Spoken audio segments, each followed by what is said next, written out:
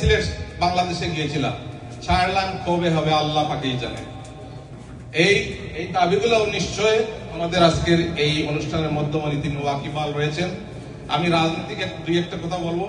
একটি হচ্ছে, বাংলাদেশের যখন ক্রান্তিকাল আসে, যেমন 1971 ক্রান্তিকালে শহীদ প্রেসিডেন্ট জিয়াউর রহমান চট্টগ্রাম থালরঘাট বেতার কেন্দ্র থেকে বাংলাদেশের স্বাধীনতা ঘোষণা করেছিলেন, মুক্তিযুদ্ধে ঝাঁপিয়ে পড়ার আহ্বান জানিয়েছিলেন, মুক্তিযুদ্ধ করে দেশ স্বাধীন করেছিলেন। কিন্তু তার পরবর্তীতে এই স্বাধীন বাংলাদেশকে, মুক্তিকামী মানুষের আকাঙ্ক্ষাকে ধ্বংস করে একদলীয় বাকশাল প্রতিষ্ঠা করে বাংলাদেশের রাজনীতি ধ্বংস করে দেওয়া হয়েছিল। 1975 পট পরিবর্তনের পরে আবার এই দেশে সিপাহী জনতার বিপ্লবের মাধ্যমে শহীদ রাষ্ট্রপতি জিয়াউর রহমান যখন আবার ক্ষমতায় আসলেন, তিনি শুরু করলেন মেধাবীদের রিসার্চ। যেমন সারা টেকনাফ থেকে তেতুলিয়া যত মেধাবী ব্যক্তিত্ব রয়েছেন, রাজনৈতিক প্রজ্ঞা রয়েছে, জ্ঞানী শিক্ষিত মানুষকে উনি রিসার্চ করা শুরু করলেন।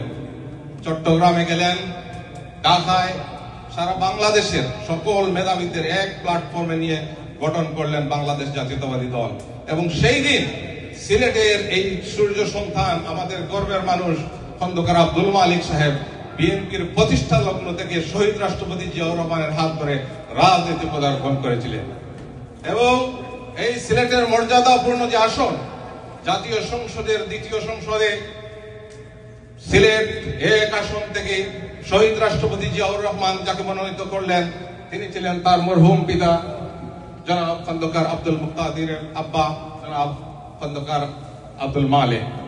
দেশ নেত্রী বেগম খালেদা জিয়া 90-এর গণ আন্দোলনের পরেও সেই সিলেটের মর্যাদাপূর্ণ আসনটিকে যার হাতে তুলে দিলেন, তিনি ছিলেন খন্দকার আব্দুল মালিক।